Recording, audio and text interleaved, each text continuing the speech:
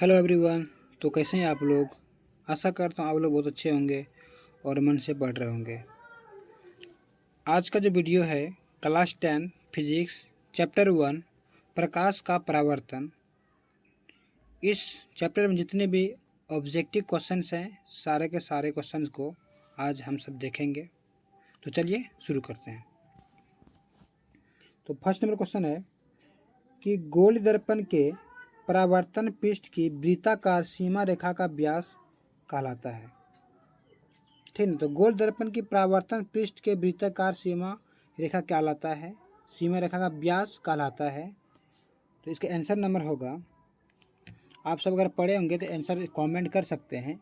इसका आंसर होगा option number D, गोल दर्पण का द्वारक। क्या कहलाता है? गोल दर्पण का द्वारक। गोल दर्पण के परावर्तन पृष्ठ की वृत्ताकार सीमा रेखा का व्यास गोल दर्पण का द्वारक कहलाता है। अगला क्वेश्चन है, दंत विशेषज्ञ किस दर्पण का उपयोग मरीजों के दांत बड़ा प्रतिबिंब देखने के लिए करता है? दंत विशेषज्ञ का मतलब दांत का डॉक्टर जो होते हैं वो मरीजों को अगर उसका दांत देखता है तो बड़ा प्रतिबिंब कर लेके देखता है। तो वो जो डॉक्टर है किस दर्पण का प्रयोग करते हैं? समतल दर्पण, अवतल दर्पण, उत्तल दर्पण, ये इनमें से कोई नहीं। हमको पता है समतल दर्पण में बराबर प्रतिबिंब बनता है, अवतल दर्पण में जो है वस्तु की अपेक्षा बड़ा प्रतिबिंब बनता है, जबकि उत्तल दर्पण में वस्तु की अपेक्षा छोटा प्रतिबिंब बनता है। तो यहाँ पे क्या बोल रहा है, दर्पण किस दर्पण का उपयोग करता है मरीज के दांत को बड़ा देखने के लिए? तो किस दर्पण में बड़ा प्रतिबिंब बनता है? ऑप्शन नंबर बी होंगे अवतल दर्पण। ऑप्शन नंबर बी होंगे अवतल दर्पण। ठीक, चलिए अगला क्वेश्चन पे चलते हैं। क्वेश्चन नंबर 3 है, यदि किसी बीम का प्रतिबिंब का आवर्धन ऋणात्मक है तो उस प्रतिबिंब की प्रकृति क्या होगी? यदि किसी बीम का प्रतिबिंब का आवर्धन ऋणात्मक है तो उस प्रतिबिंब की प्रकृति क्या होगी? आप एक चीज़ बताइए। सबसे पहले, अगर किसी का आवर्धन ऋणात्मक है, देखिए अगर ऋणात्मक है, मान लीजिए दर्पण है, जब भी ऋणात्मक होता है तो वो वास्तविक होता है और उल्टा होता है। इसका ऑप्शन नंबर क्या हो जाएंगे? ए हो जाएंगे। ठीक ना। अगर आवर्धन ऋणात्मक है तो ये वास्तविक होंगे और उल्टा होंगे। जो वास्तविक होते हैं जो उल्टा होते हैं। ठीक है, जो आभासी होता है वो सीधा होते हैं। तो इसका ऑप्शन नंबर क्या होंगे? ए होंगे। ठीक, चलिए नेक्स्ट क्वेश्चन पे चलते हैं। क्वेश्चन नंबर 4, निम्नलिखित में से कौन उत्तल दर्पण का फोकस दूरी है जिसकी वक्रता त्रिज्या 32 सेंटीमीटर है? देखिए कहता है कि अवतल दर्पण है, सॉरी उत्तल दर्पण है। ये मेरा उत्तल दर्पण हुआ, आप पढ़े होंगे। यहाँ पे देखिए क्या कहता है, आप समझिए पहले। उत्तल दर्पण के फोकस दूरी की जिसकी त्रिज्या 32 सेंटीमीटर है।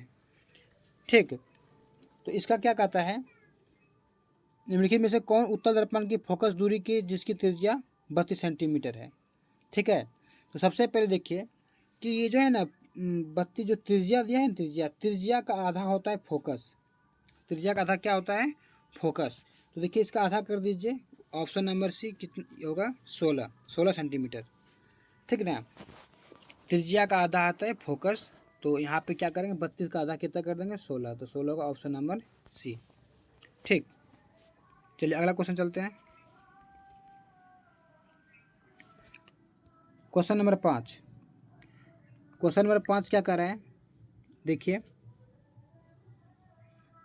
परावर्तन के नियम से निर्धारित होता है। तो क्या निर्धारित होता है? तो इससे निर्धारित ये होता है आपतन कोण बराबर है परावर्तन कोण के। ऑप्शन नंबर ए इनका सही होंगे। ठीक है, अगला क्वेश्चन देखते हैं। क्वेश्चन नंबर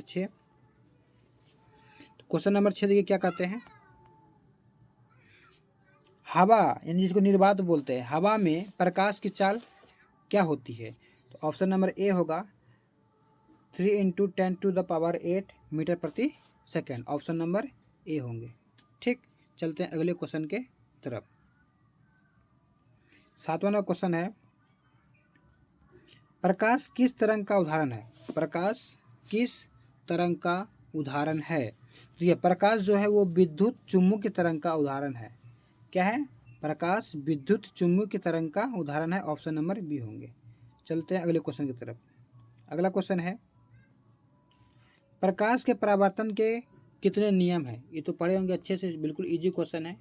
प्रकाश के परावर्तन के कितने नियम है? क्वेश्चन नंबर 8 बताइए, प्रकाश के परावर्तन के कितने नियम हैं? तो आपको पता होगा प्रकाश के परावर्तन के 2 नियम हैं। कितने नियम हैं? 2 नियम हैं। Option number B. चलते हैं अगले क्वेश्चन की तरफ। कहता है, किस दर्पण में बड़ा प्रतिबिंब बनता है? अभी जस्ट आपको बताए थे किस दर्पण में बड़ा प्रतिबिंब बनता है, तो वो होता है अवतल दर्पण। वस्तु के अपेक्षा बड़ा प्रतिबिंब अवतल दर्पण में बनते हैं, और जो उत्तल दर्पण होता है, उत्तल दर्पण में प्रतिबिंब जो है वस्तु की अपेक्षा छोटा बनता है। ठीक ना? तो आपका ऑप्शन नंबर कौन सा हो जाएगा? ऑप्शन नंबर बी, अवतल दर्पण। अवतल दर्पण में बड़ा प्रतिबिंब बनता है। क्वेश्चन नंबर 10 आगे देखते हैं। कहता है कि गोल दर्पण में फोकांतर एवं वक्रता त्रिज्या के बीच संबंध है गोल दर्पण में।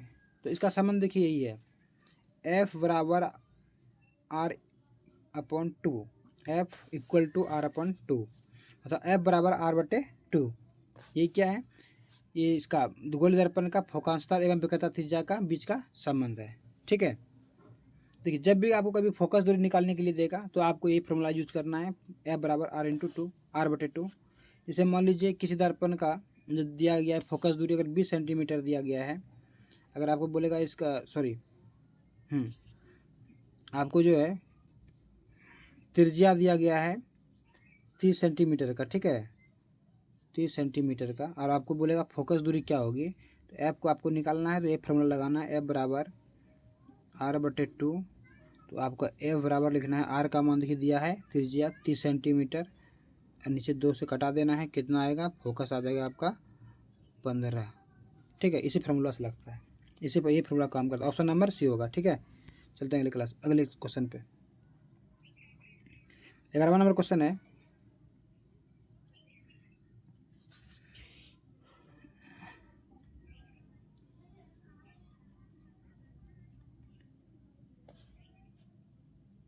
सर्च लाइट का परावर्तक सतह होता है। सर्च लाइट का परावर्तक सतह होता है। सर्च लाइट का जो परावर्तक सतह होता है वो होता है अवतल। कैसा होता है? अवतल। सर्च लाइट का परावर्तक सतह कैसा होता है? अवतल होता है। ठीक है, चलते हैं अगले क्वेश्चन की तरफ। दाढ़ी बनाने में कौन सा दर्पण उपयुक्त, यानी कौन सा दर्पण का प्रयोग किया जाता है? तो दाढ़ी बनाने में अगर अपनी दाढ़ी को दिखना है तो बड़ा दिखने के लिए हम तो अवतल दर्पण का प्रयोग करेंगे, ना कि उत्तल दर्पण का प्रयोग करेंगे। अगर उत्तल दर्पण का प्रयोग करेंगे तो बिल्कुल छोटा दिखेगा, हमको बड़ा दिखना है, तो दाढ़ी बनाने में अवतल दर्पण का प्रयोग किया जाता है। ऑप्शन नंबर सी होगा। ठीक है, चलिए अगले क्वेश्चन की तरफ चलते हैं। क्वेश्चन नंबर 13 कहता है, दर्पण सूत्र है, इनमें कौन सा दर्पण सूत्र सही है? ठीक ना? तो इसमें देखिए सही से ऑप्शन नंबर डी सही होंगे। ठीक, 1/v प्लस 1/u बराबर 1/, ऑप्शन नंबर डी सही होंगे। ठीक है, दर्पण सूत्र। चलते हैं अगले क्वेश्चन की तरफ। नेक्स्ट क्वेश्चन है 14वां नंबर, किस दर्पण में केवल आभासी प्रतिबिंब बनता है? किस दर्पण में केवल आभासी प्रतिबिंब बनता है? वो है ऑप्शन नंबर डी, समतल दर्पण तथा उत्तल दर्पण। समतल दर्पण तथा उत्तल दर्पण में हमेशा आभासी प्रतिबिंब बनेगा और हमेशा सीधा बनेगा। जो आभासी होता है वो सीधा होता है, ठीक है, और जो वास्तविक होता है वो उल्टा होता है। जो आभासी अगर बना तो इसका मतलब सीधा बनेगा। ठीक, तो किस दर्पण में केवल आभासी प्रतिबिंब बनता है? वो है समतल दर्पण और उत्तल दर्पण। चलते अगले क्वेश्चन की तरफ। क्वेश्चन नंबर 15 नंबर क्वेश्चन कहता है, समतल दर्पण में प्रतिबिंब की प्रकृति क्या होती है? समतल दर्पण में प्रतिबिंब की प्रकृति क्या होती है?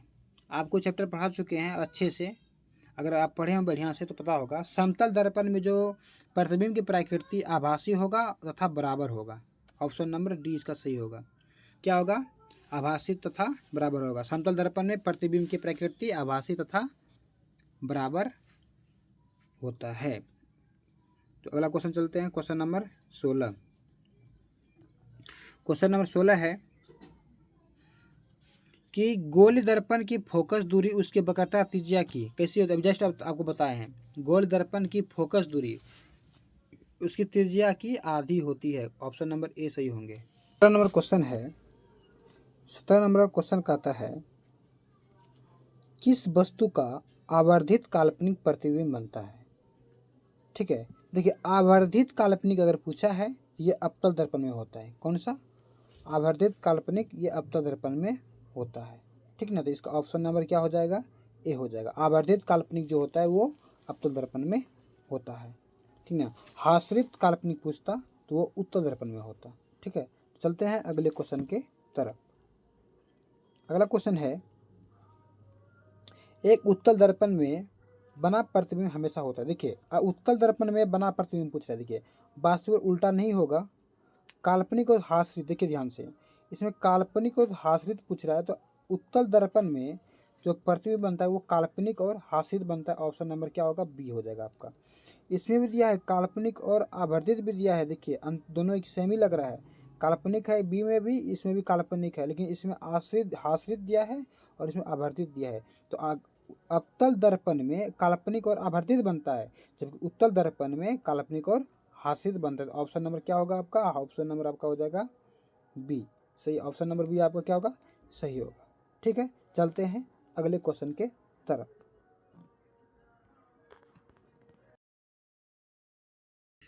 ईंट है, आपको पता होगा ईंट क्या है, पारदर्शी या अपारदर्शी, पारभासी या कोई नहीं। देखिए ईंट जो है ना, ईंट में ना किरण आर पार नहीं हो सकते, इसलिए क्या होंगे ईंट, ये अपारदर्शी होंगे।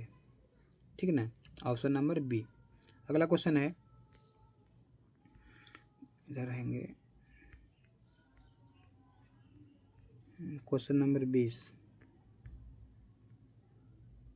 कहता है हमारी आंखें जो देख सकती है वो वस्तुएं होती है। हमारी आंखें जो देख सकती है वो वस्तुएं होती है। वो वस्तु क्या होता है, दीप्ति, दीप्त या तो प्रदीप्त, दीप्त या प्रदीप्त। ठीक, ऑप्शन नंबर सी। अगला क्वेश्चन है,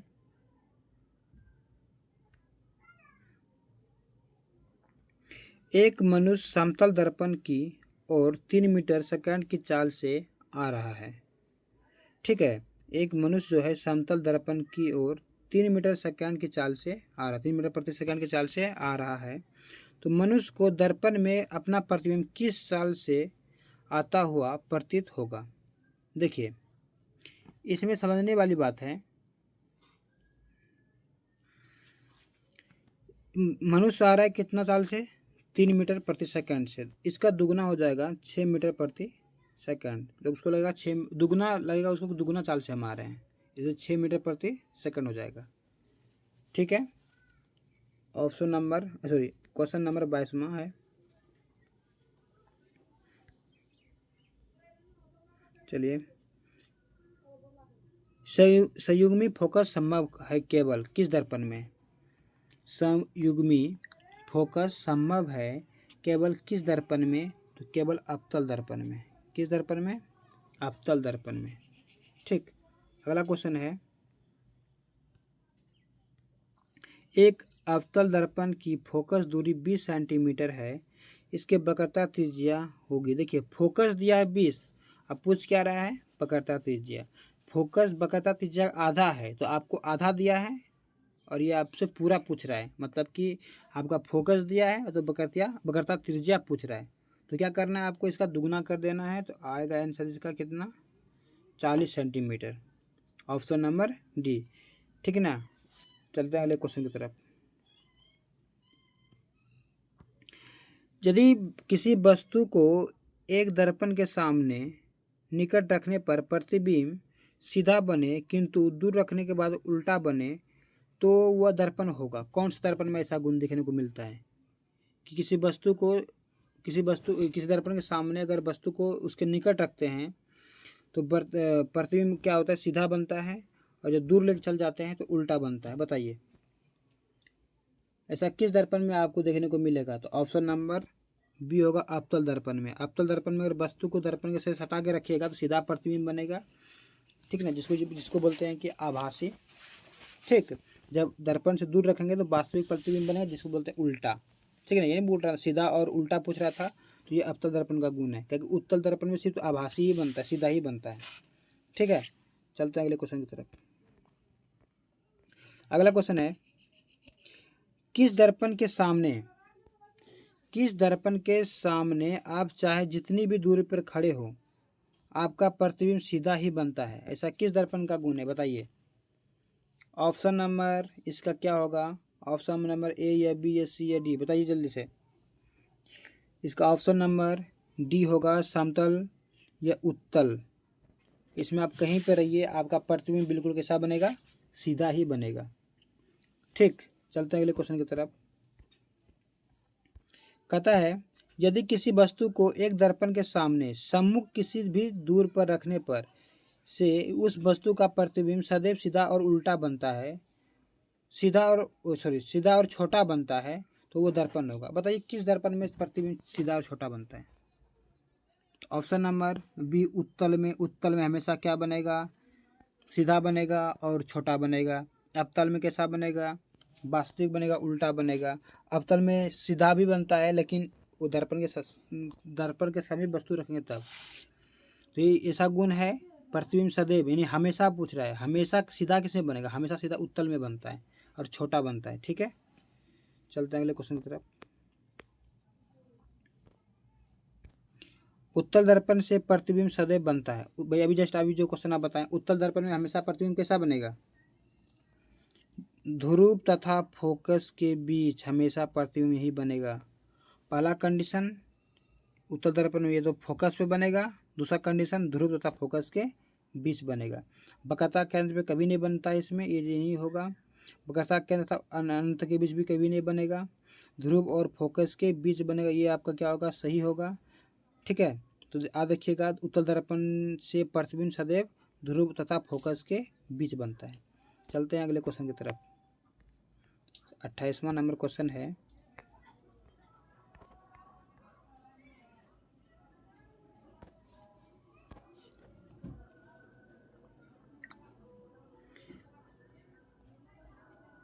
कहता है, किस वस्तु को हम तभी देख पाते हैं जब वह वस्तु प्रकाश को अवशोषित करें, परावर्तित करें या अपरिवर्तित करें, या परावर्तित या अपवर्तित करें? बताइए इसमें कौन सा आंसर सही होगा? तो ऑप्शन नंबर बी होगा, परावर्तित करें। जब तक किसी वस्तु पे सूर्य का प्रकाश यानी रोशनी अगर किसी वस्तु पे नहीं पड़ता है, तब तक वो वस्तु को हम नहीं देख पाते हैं। उस वस्तु पर रोशनी पड़ने के बाद वही रोशनी परावर्तित होकर हमारे आँखों तक पहुँचती है, तभी हम उस वस्तु को देख पाते हैं। क्वेश्चन नंबर 29, किस दर्पण में वास्तविक प्रतिबिंब नहीं बनता है? किस दर्पण में वास्तविक प्रतिबिंब नहीं बनता है? देखिए, वास्तविक प्रतिबिंब जो है यहाँ पे जो दिया गया है, वास्तविक प्रतिबिंब जो बनेगा वो है समतल दर्पण। समतल दर्पण में वास्तविक प्रतिबिंब नहीं बनता है। ऐसे तो उत्तल दर्पण भी होता, लेकिन इसमें उत्तल दर्पण ऑप्शन में नहीं दिया। उत्तल दर्पण में वास्तविक प्रतिबिंब नहीं बनता है, ये उल्टा। चलते अगर क्वेश्चन नंबर, इसका ऑप्शन नंबर ए हो जाएगा। नेक्स्ट क्वेश्चन है, अवतल दर्पण के फोकस से चलती किरण परावर्तन के बाद कहाँ चली जाती है? अब क्या दिया गया है? एक मिनट 30 नंबर क्वेश्चन है। अवतल दर्पण के फोकस से चलती किरणें परावर्तन के बाद प्रधान अक्ष के समांतर हो जाती है, प्रधान अक्ष के लंबवत हो जाती है, ध्रुव से गुजरती है, ये वक्रता केंद्र पर गुजरती है। देखिए, कहता अवतल दर्पण के फोकस से चलती किरण परावर्तक के बाद कहाँ चली जाती है? तो परावर्तक के बाद ये जो है प्रधान अक्ष के समांतर हो जाती है। जो भी किरण फोकस से गुजरेगा उसका दर्पण में इन परावर्तक सतह में टकराने के बाद बिल्कुल समांतर चली जाएगी। ठीक है, चलते हैं अगले क्वेश्चन की तरफ।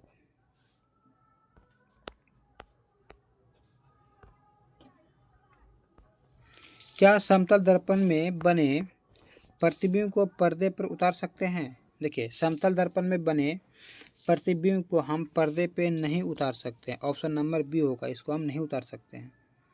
अगला क्वेश्चन है,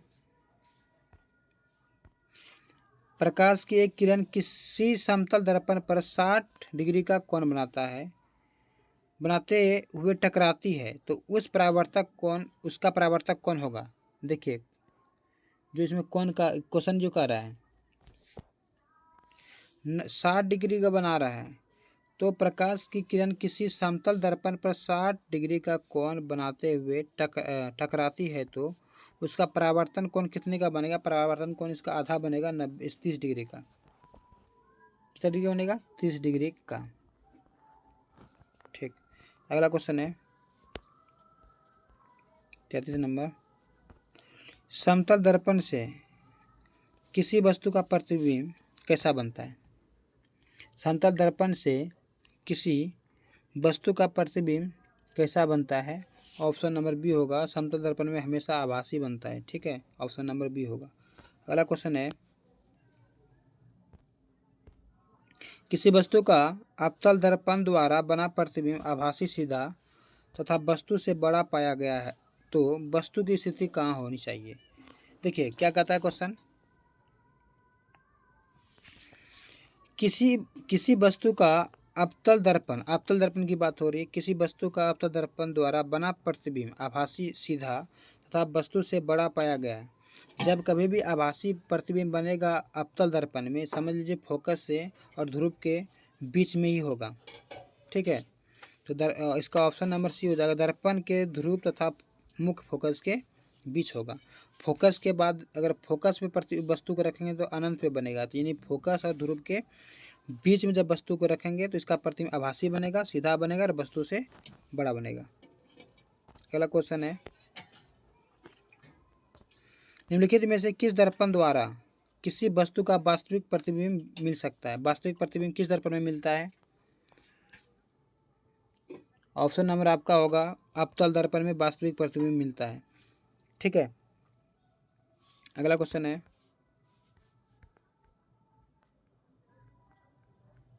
एक मिनट, उत्तल दर्पण द्वारा बना प्रतिबिंब होता है। उत्तल दर्पण द्वारा बना प्रतिबिंब होता है हमेशा सीधा, हमेशा उल्टा, इसमें हमेशा सीधा होता है। उत्तल दर्पण में प्रतिबिंब हमेशा सीधा बनता है। ठीक है, ऑप्शन नंबर ए। अगला क्वेश्चन है, अवतल दर्पण में आवर्धित काल्पनिक प्रतिबिंब बनने के लिए वस्तु को कहाँ रखा जाता है? अवतल दर्पण में आपको काल्पनिक प्रतिबिंब बनाना है तो वस्तु को कहाँ रखिएगा? ठीक ना, तो काल्पनिक प्रतिबिंब बनाने के लिए हम वस्तु को, ठीक है, वस्तु को फोकस के अंदर रखना पड़ेगा, तभी ये काल्पनिक बनेगा। काल्पनिक दर्पण के पीछे बनेगा। ठीक है, फोकस के अंदर, फोकस से बाहर नहीं, फोकस के अंदर। ठीक, अगला क्वेश्चन है 38 नंबर, एक गोली दर्पण द्वारा बने प्रतिबिंब का आवर्धन ऋणात्मक हो तो प्राप्त प्रतिबिंब कैसा होगा? देखिए, आवर्धन इसका ऋणात्मक दिया है तो पूछ रहा है प्राप्त प्रतिबिंब कैसा होगा। ठीक, तो देखिए इसका उल्टा होगा। जो ऋणात्मक है वो समझ लो उल्टा होता है, जो धनात्मक होता है वो सीधा होता है। ठीक, चलते अगला क्वेश्चन की तरफ।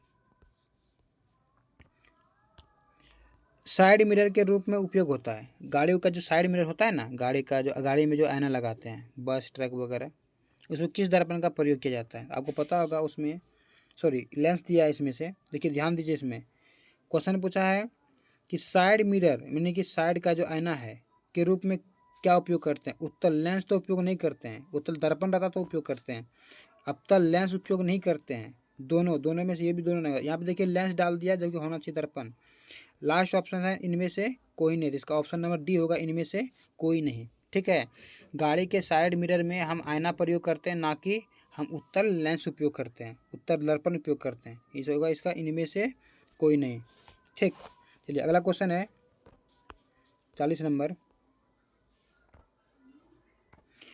सोलर कुकर में व्यवहार किया जाता है, मतलब सोलर कुकर में किस दर्पण का प्रयोग किया जाता है, सोलर कुकर में किस दर्पण का प्रयोग किया जाता है। तो आपको पता होगा सोलर कुकर में अवतल दर्पण का प्रयोग किया जाता है।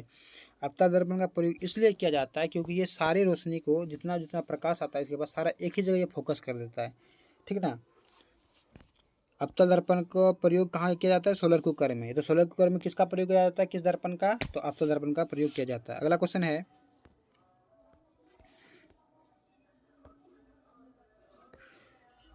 सर्च लाइट का परावर्तक सतह होता है। सर्च लाइट का परावर्तक सतह होता है, वो भी अवतल दर्पण का ही बना होता है। सर्च लाइट का परावर्तक सतह अवतल दर्पण का ही बना होता है। और गाड़ी का जो हेडलाइट होता है उसका भी जो है उसमें भी अवतल दर्पण का ही प्रयोग किया जाता है, ठीक। अगला क्वेश्चन है, प्रकाश की किरणें गमन करती है, बताइए प्रकाश की किरणें गमन करती है किस रेखा में, तो वो सीधी रेखा में। ऑप्शन नंबर ए होगा। प्रकाश की किरणें जो गमन करती है वो बिल्कुल सीधी रेखा में। अगला क्वेश्चन है,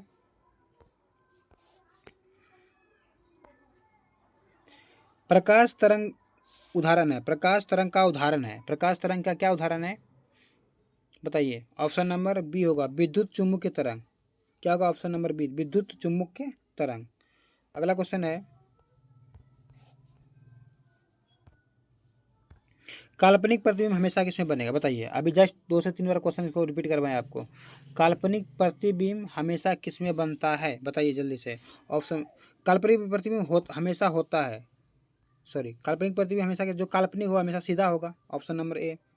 काल्पनिक या आभासी एक ही बात होगा। काल्पनिक प्रतिबिंब हमेशा सीधा होता है और वास्तविक प्रतिबिंब हमेशा उल्टा होता है। चलिए अगले क्वेश्चन की तरफ चलते हैं।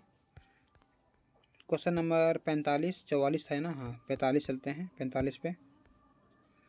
ये जो क्वेश्चन है कहता है 45 नंबर 45,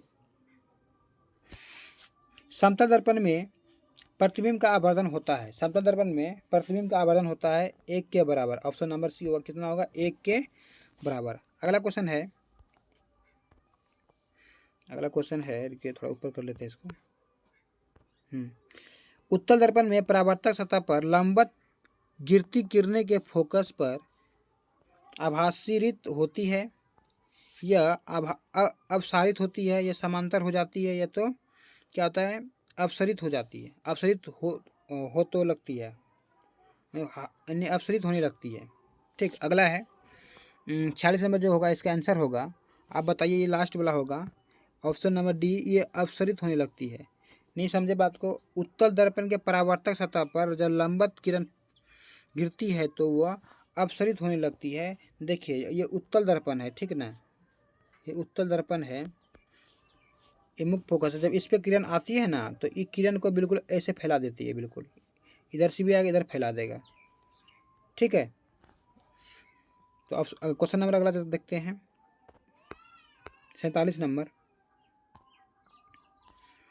कहता है गोल दर्पण में परावर्तक के नियम का पालन होता है या तो नहीं होता है। इसका ऑप्शन क्या होगा, बताइए। ऑप्शन, क्वेश्चन नंबर 47 है, बताइए बताइए जल्दी से। गोल दर्पण में परावर्तक के नियम का पालन, ऑप्शन नंबर बी, होता है। ऑप्शन नंबर क्या होगा, बी, होता है। चलिए अगला क्वेश्चन है 48 नंबर क्वेश्चन है, गोल दर्पण में दूरियां को सदा किस अपेक्षा मापते हैं। तो ऑप्शन नंबर हो गया ध्रुव, ध्रुव की अपेक्षा मापते हैं, ठीक। अगला क्वेश्चन है,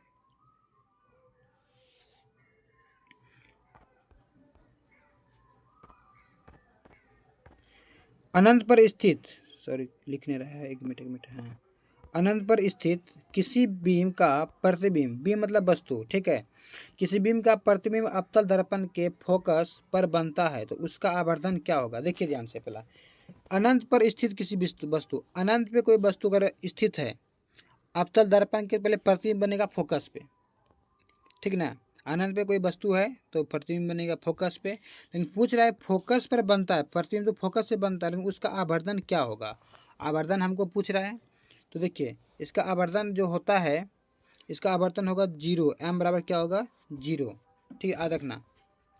अगला क्वेश्चन है 50वां नंबर, मोटर गाड़ी के चालक के सामने लगा रहता है, अभी आपको जस्ट बताया है ना, मोटर गाड़ी के चालक के सामने लगा रहता है कौन सा दर्पण, ये उत्तल दर्पण। उस टाइम उस क्वेश्चन में लेंस दे दिया था, अब गलती से लेंस मत मारिएगा, लेंस अलग चीज़ हुआ, दर्पण अलग चीज़ हुआ। लेंस से हम आर पार देख सकते हैं, जबकि दर्पण से आर पार नहीं देख सकते हैं। और गुण भी जो है, उत्तल जो दर्पण का गुण है वो उत्तल लेंस का गुण नहीं होता है। उत्तल दर्पण में वस्तु छोटा करके दिखता है, जबकि उत्तल लेंस से वस्तु बड़ा करके दिखता है। तो दोनों का अलग अलग सिस्टम है, ठीक है। चलते हैं। मोटर कार चालक के सामने कौन सा दर्पण लगा रहता है, तो उत्तल दर्पण लगा रहता है, ना कि उत्तल लेंस। अगला क्वेश्चन है 51।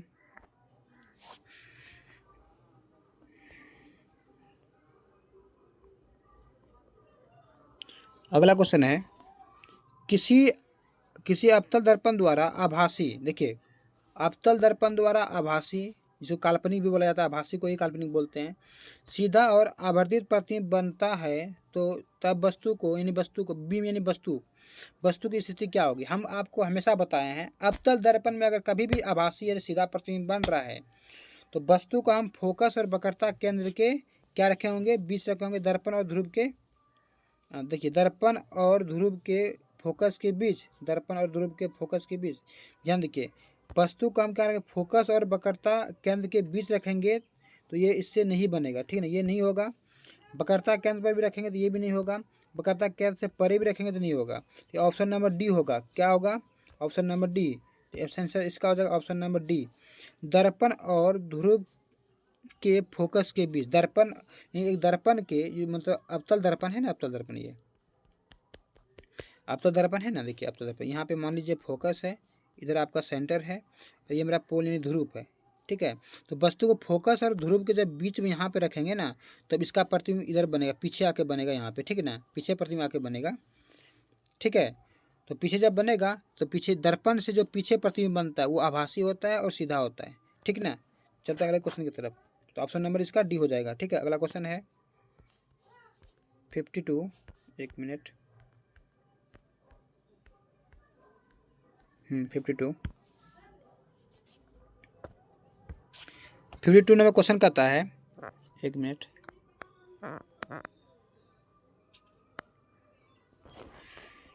एक अवतल दर्पण में वस्तु की स्थिति को फोकस और ध्रुव के बीच हो, तो देखिए एक अवतल दर्पण में वस्तु को कहाँ रखे हैं, फोकस और ध्रुव के बीच, तो वही बात हुआ, फोकस ध्रुव के बीच रखेंगे, हमेशा पता है काल्पनिक यानी कि आभासी बनेगा, ठीक है। ऑप्शन नंबर क्या हो जाएगा इसका, ऑप्शन नंबर हो जाएगा सी। जैसे हम फोकस और ध्रुव के बीच रखेंगे अवतल दर्पण में, तो प्रतिबिंब उसका आभासी और सीधा होगा, ठीक है। इसमें आभासी दिया है तो आभासी मारेंगे, वास्तविक तो होगा नहीं।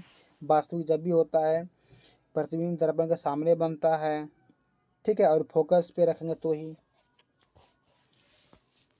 चलो अगला क्वेश्चन है, आभासी, डी नंबर भी नहीं होगा, आभासी इसमें दिया है, छोटा दिया है, कभी भी फोकस और ध्रुव के बीच रहेगा वस्तु अवतल दर्पण में तो आभासी होगा और बड़ा होगा, ठीक है। अगला क्वेश्चन देखिए, अगला क्वेश्चन है 53 नंबर। तो कहता है,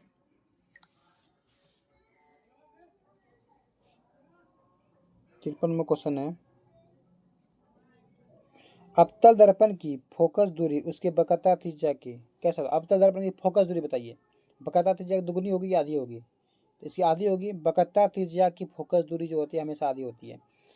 मान लीजिए आप समझाते हैं आपको, अवतल दर्पण दिया है, ये मान लीजिए अवतल दर्पण है, ठीक है, ये अवतल दर्पण है। इससे अगर हम एक मुख्य अक्ष फाड़े इधर से, ये मान लीजिए पोल है, ये फोकस है, और यहाँ पे आपका होता है सेंटर। तो देखिए इस सेंटर से लेकर फोकस पोल तक, ध्रुव तक देखिए पूरा है, इसके आधा में ये फोकस रहता है, यानी सेंटर यानी वक्रता त्रिज्या की आधी होती है क्या, फोकस। ये क्वेश्चन कहता है कि अवतल दर्पण की फोकस दूरी उसकी वक्रता त्रिज्या कैसी होगी, आधी होगी। चलिए अगला क्वेश्चन है 54 नंबर, कहाँ पर स्थित होने से वस्तु का प्रतिबिंब अवतल दर्पण में फोकस पर बनता है, बताइए। फोकस में प्रतिबिंब कहाँ बनेगा, जस्ट बताए थे आपको, अगर अनंत में वस्तु को रखेंगे तो प्रतिबिंब कहाँ बनेगा, फोकस पे बनेगा। अगर आपको वीडियो चाहिए तो इसके ऊपर अच्छे से वीडियो बना के देंगे कि वस्तु को कहाँ रखें तो प्रतिबिंब कहाँ बनेगा, ठीक। तो अगर वस्तु को अनंत पे रखेंगे तो प्रतिबिंब कहाँ बनेगा, फोकस पे बनेगा। चलिए अगला क्वेश्चन देखिए, देखते हैं 55। तो क्वेश्चन नंबर देखिए क्या कहता है, निम्नलिखित में किसके द्वारा एक बिंदु स्रोत से समांतर किरण पुंज मिल सकता है। ठीक, क्या कहता है, तो देखिए यहाँ पे अवतल दर्पण जो है ना, अवतल दर्पण द्वारा जो है एक पॉइंट से समांतर किरण पुंज मिल सकता है। बात नहीं समझे, अवतल दर्पण क्या करता है, देखिए क्वेश्चन बड़ी क्या कहता है, निम्नलिखित में किसके द्वारा एक बिंदु स्रोत से समांतर किरण पुंज मिल सकता है, तो वो होगा आपका अवतल दर्पण। ठीक, अगला क्वेश्चन है 56,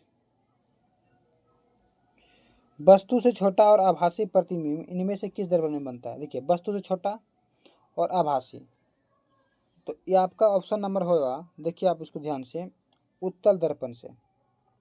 उत्तल दर्पण में आभासी होता है, ठीक है ना, और वस्तु से छोटा होता है। ठीक, और अवतल दर्पण में भी आभासी होता है लेकिन वस्तु से बड़ा होता है। ठीक, इसका ऑप्शन छोटा पूछा है तो अवतल उत्तल दर्पण हो जाएगा। ठीक है, अवतल दर्पण में भी होता है लेकिन अवतल दर्पण में आभासी होगा, लेकिन प्रतिबिंब आभासी होने के साथ वस्तु से बड़ा होगा, ना कि छोटा होगा। ये छोटा पूछा इसलिए अवतल दर्पण उत्तल दर्पण हो जाएगा। ठीक है, तो ऑप्शन नंबर क्या होगा आपका डी। अगला क्वेश्चन है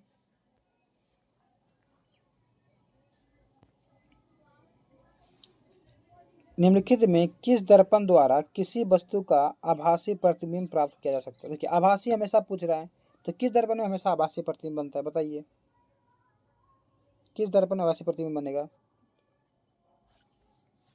केवल समतल दर्पण में, केवल अवतल दर्पण में, केवल उत्तल दर्पण में, तीनों प्रकार के दर्पण में। देखिए आभासी प्रतिबिंब तीनों प्रकार के दर्पण में बनता है, ध्यान सुनिए। समतल दर्पण में तो आभासी बनता ही बनता है, अवतल में भी दोनों, अवतल में दोनों बनता है। देखिए अवतल में वास्तविक बनता है, यानी कि जिसको बोल सकते हैं वास्तविक भी बनता है और आभासी भी बनता है। ठीक ना, इसमें आभासी तो बन रहा है ना, तो इसमें भी आभासी बनता है। और उत्तल में तो केवल आभासी बनता है, ठीक है ना, इन तीनों में बनता है। आभासी प्रतिबिंब क्या होगा, तीनों में बनेगा, तो ऑप्शन नंबर क्या हो जाएगा आपका डी हो जाएगा। तीनों दर्पण में आभासी प्रतिबिंब बनता है, बस अंतर है वस्तु को रखने का जगह पे। अगला क्वेश्चन है